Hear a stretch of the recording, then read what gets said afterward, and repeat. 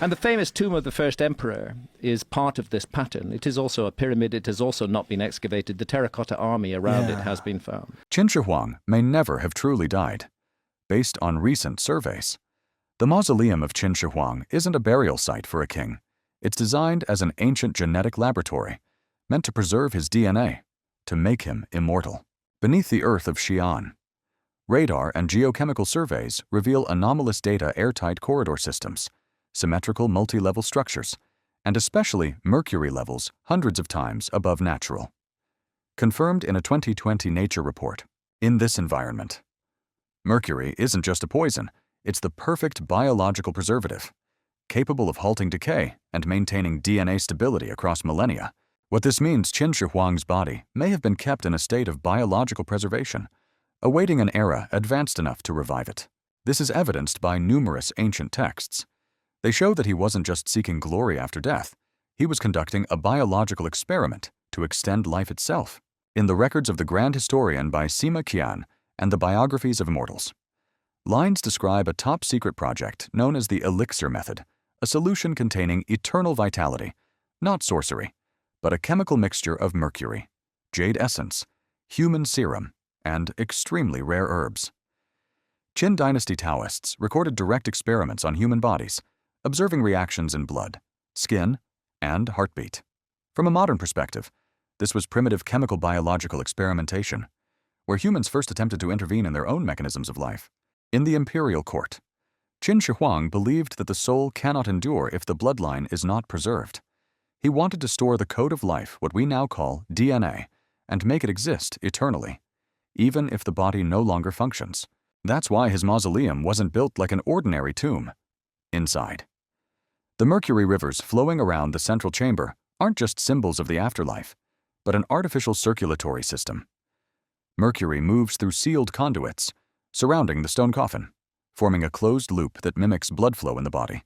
In airtight conditions, this metal eliminates microorganisms, prevents oxidation, and can stabilize genetic material for thousands of years.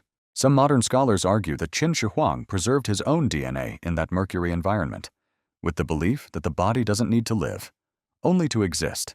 This is no longer a spiritual notion, but an ancient scientific project where the first humans on Earth attempted to store a genetic copy of themselves. This has been verified through various surveys. When archaeologists began surveying the Earth beneath Mount Li, the burial site of Qin Shi Huang, they realized the structure of this mausoleum is unlike any other ancient tomb in the world. Instead of just a stone block or earthen mound, the entire mausoleum is enveloped in a massive airtight clay layer, tens of meters thick, compacted by an unknown technology. Modern geothermal measurements show this clay layer acts as a natural thermal armor, keeping the internal environment at a low and nearly constant temperature for over 2,000 years. In modern biotechnology, this mechanism is called cryogenic insulation, one of the prerequisites for preserving DNA and biological tissues. In other words, Qin Shi Huang was buried in a natural biological refrigerator, something that, in theory, the science of his time couldn't have known. But the clay layer is only part of the mechanism. When samples from the mausoleum corridors were analyzed, researchers discovered unusually high levels of tin and antimony in the underground wall alloys. These two metals have strong antibacterial and antioxidative properties. They prevent corrosion and inhibit microbial growth. If the clay maintains temperature, then this alloy system creates a nearly absolute sterile environment, allowing organic matter to persist in a suspended state without decay. Evidence of the effectiveness of this ancient engineering is found in Han Dynasty mummies near Xishan, buried just centuries after Qin Shi Huang. When scientists sampled tissue from skin and hair, they found the DNA intact enough for modern sequencing. This proves that biological preservation methods combining temperature control, oxidation prevention, and metal-based sterilization existed over 2,000 years ago. Technology that humanity today relies on liquid nitrogen, cold storage, and sterile chambers for seems to have been mimicked manually in the depths of the Qin Mausoleum. And when ground-penetrating radar GPR scanned deep into the central area, it detected multiple hollow chambers with organic reflection signals distinct from ordinary mineral reflections. Scientists can't identify what they are, as the excavation ban remains in place. But if those chambers contain biological material, human tissue, bones, or even DNA samples, then this mausoleum may be safeguarding the oldest and most intact biological evidence on Earth. If those hollow chambers truly contain biological material fragments of tissue, DNA strands, or even preserved cells, then the unavoidable question arises: is someone, in the modern era, attempting to decode and awaken what's slumbering within them? 2,000 years after Qin Shi Huang's death, China's modern technology is closer than ever to the dream he once pursued, conquering death through genetics. And what concerns the international scientific community is China seems to be deliberately stepping onto the same path that the first emperor initiated. From 2010 to 2024, the Chinese government invested heavily in a network of ancient DNA labs and CRISPR technology across Shenzhen, Beijing, and Nanjing. A series of projects decoding ancient genes were launched from Neanderthals and Denisovans to sites around Xi'an. The public goal is studying human evolution, but many observers believe that behind these announcements lies an effort to recreate ancient human genes, what ancient texts described as the bloodline of the gods. The turning point came in 2018 when He Jiankuai, a young scientist in Shenzhen, announced he had edited human embryo genes using CRISPR to create 2 babies born HIV-resistant. The world was stunned. He Jiankuai was condemned and imprisoned. But the event revealed something crucial. China's scientific community is willing to cross ethical boundaries if they believe they're ushering in a new era for humanity after the incident, instead of retreating. China expanded its research. In 2023, the Chinese Academy of Sciences (CAIS) announced the establishment of a center named Ancient DNA and Immortality Research. Though official reports only mention reconstructing ancient human genes, leaked internal documents show the center is authorized to collect soil, gas, and ancient microorganism samples around Mount Li, the site of Qin Shi Huang's mausoleum. Many experts believe this is the precursor to a top-secret project called the Neo-Qin Project, an effort to recreate ancient genes from material in the Forbidden Excavation Zone. If true, China isn't just studying ancient DNA, they're reactivating the very experiment Qin Shi Huang began. Notably, the Western world is pursuing similar projects. America's Project Lazarus, announced in 2024, successfully revived part of the Neanderthal genome sequence and implanted it into modern human cells. At that point, China immediately declared they have more complete ancient gene data, and that some ancient genes may hold the key to cellular regeneration. They have the motive to affirm their position as the world's leading scientific power. They have the capability controlling the planet's most advanced ancient gene decoding centers. And they have the legacy, a tomb designed as humanity's first genetic laboratory. The question now is no longer whether they can do it, but have they already begun, and if successful? Who are they trying to revive? In 2024, a series of purported internal documents leaked from the Chinese Academy of Sciences (CAIS) began circulating in closed scientific forums. Among them appeared a name that caught the attention of both paleobiologists and geneticists: Neo-Qin Project. There were no official announcements, but the term repeated in multiple technical papers, accompanied by descriptions: biogenic sequence reconstruction, rebuilding biological sequences, and the location noted in most reports was Lishan, Xi'an, the very area housing Qin Shi Huang's mausoleum. According to independent analyses, Neo-Qin is believed to be a program extracting ancient DNA from soil and microorganism samples around the Forbidden Mausoleum Zone. Then, using CRISPR technology and machine learning models to reconstruct original gene sequences, one leaked document describes the project's phases as follows. Phase 1, extraction of soil metagenomes. Phase 2, reconstruction of composite genome segments. Phase 3, phenotypic simulation for regenerative pathways.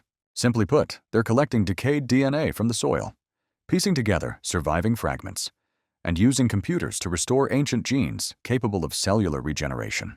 What particularly alarms the international community are the scattered genetic results published in prior years, especially the hybrid Denisovan unknown genome discovered in the Xi'an region in 2021. Geneticists at the time only noted anomalies in protein codes for soft tissue regeneration, but now, that data aligns perfectly with Neo-Qin's research direction, recreating ancient regenerative genes, ones that could enable cells to self-repair and sustain infinite life.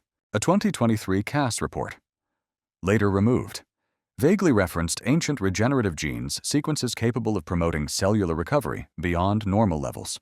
Not a single line mentioned the sample origins, but the accompanying map clearly marked the Mount Li area in Xi'an. If these documents are real, then Neokin isn't just an ancient gene research program. It's the modern version of Qin Shi Huang's Immortality Laboratory, a project using ancient gene data to reconstruct the genetic code once sealed in the mausoleum, with the same goal: creating life that can self-regenerate, never dying. Western experts have warned that if this is true, the world is witnessing, for the first time in history, a nation recreating genetics from material tied to ancient human remains. And the chilling question arises: if Neokin truly exists, are they trying to revive human genes? Or something else? In ancient cultures, civilizations often linked immortality to souls, deities, or magic. But in Qinara, China, the concept took on a distinctly different shade. They viewed longevity as something that could be encoded in the bloodline. Surviving artifacts from the Qin dynasty make this clearer than any text. On bronze mirrors, jade objects, and ritual amulets excavated from the Mount Li region, archaeologists found a series of strange engravings: double helices, symmetrical bipolar lines, parallel double spirals. At first glance, they seem like mere decorative patterns. But when compared to the double helix structure of DNA discovered by modern science in the 20th century, the similarities are hard to ignore. Many symbolists argue these are depictions of the biological circuits of life, ancient knowledge expressed in symbolic language. Additionally, the legend of the elixir method. The solution Qin Shi Huang believed to be the source of eternal life may also carry a biological metaphor. Jin metal symbolizes mercury, while Yi fluid symbolizes blood. Combined, Jin Yi could mean metallic blood flow, a conductive substance where life is preserved and transmitted like regenerative enzymes. In Western thought, a similar concept is known as the Philosopher's Stone, symbolizing the energy to recreate life from matter. The Qin people believed that soul and bloodline are one, that intelligence, memories, and human essence could all be passed through the blood. If that belief holds, then immortality in Qin culture wasn't eternal living, but the perfect inheritance of the self through genetic code. In other words, they grasped a truth that modern science is only beginning to touch. Immortality lies not in the soul, but in the genes. However, what makes this hypothesis terrifying is the potential that modern technology itself is unlocking. Geneticists have discovered some ancient genes in reconstructed DNA samples containing self-repair regions, sequences allowing cells to regenerate after damage. If fully recreated, these genes could produce a self-replicating, self-sustaining genome, capable of exceeding the control of its creators. International ethicists warned early on. In 2019, biologist Jennifer Doudna, co-inventor of CRISPR, said something that chilled the world. He Jiankui opened a door we can't close again. If the Neokin project is truly recreating DNA once buried in Qin Shi Huang's mausoleum, it could mean we're reactivating an ancient biological program, a form of genetic will that existed and was sealed for 2,000 years. And the final question arises: is what's being reborn in today's laboratories still human, or a different form of biological intelligence, programmed from ancient times? The mausoleum of Qin Shi Huang is not merely the resting place of an emperor. Everything discovered, from the airtight structure, mercury rivers, antibacterial alloys, to the helical symbols on jade artifacts, leads to a terrifying conclusion.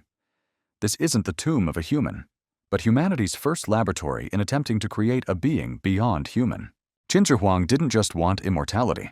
He wanted to recreate the process of life creation. In his belief, immortality didn't come from souls or gods, but from perfect genetic code, something that could be replicated, transmitted, and reactivated at any time. If the hypothesis about the Neokin project is real, then the work he left behind isn't just a historical relic, but a template for a comprehensive biological experiment reconstructing life structure from genes, then pushing it beyond the limits of death.